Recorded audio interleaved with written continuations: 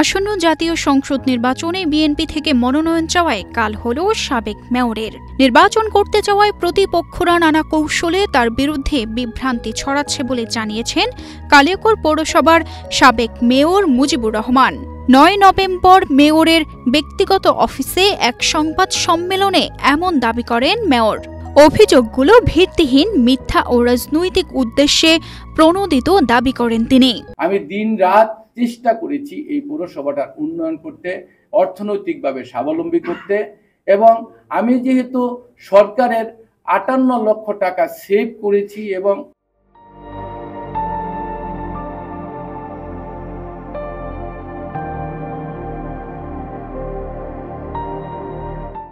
আমি দৃঢ়ভাবে বিশ্বাস করি যে কালিয়াকৈর পৌরসভায় এই ঠিকা নিযুক্তি যারা দায়িত্বে ছিলেন তাদের কোনো ভুল করেছে বা অনিয়ম করেছে বলে আমার মনে হয়নি।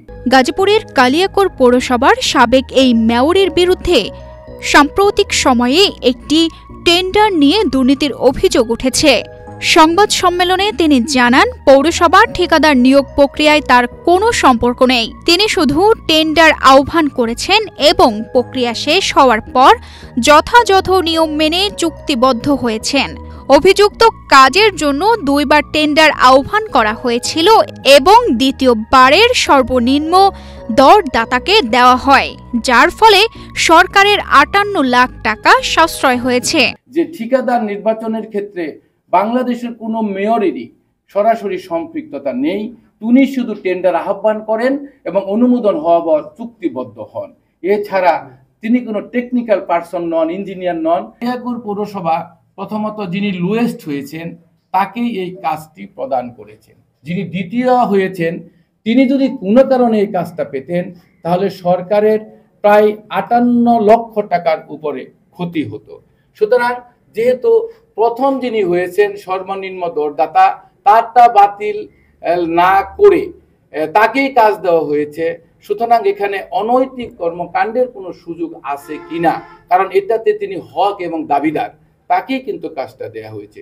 যদি সর্বনিম্ন দরদাতাকে বাতিল করে দ্বিতীয় জনকে অর্থাৎ ২৮ লক্ষ টাকা যিনি বেশি দিয়েছেন তাকে এই কাজ দেওয়া হতো, তাহলে হয়তোবা এরকম প্রশ্নের উদ্ভব হতে পারত।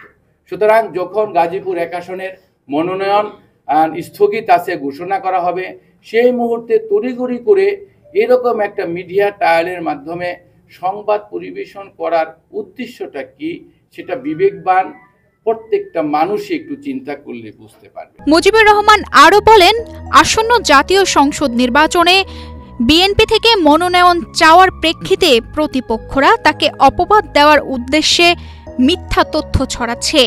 তিনি সকলের সহায়তা চেয়ে অভিযোগের তীব্র নিন্দা জানিয়েছেন। তানজিদা রহমান, ইনায়া, বাংলাদেশ প্রতিদিন।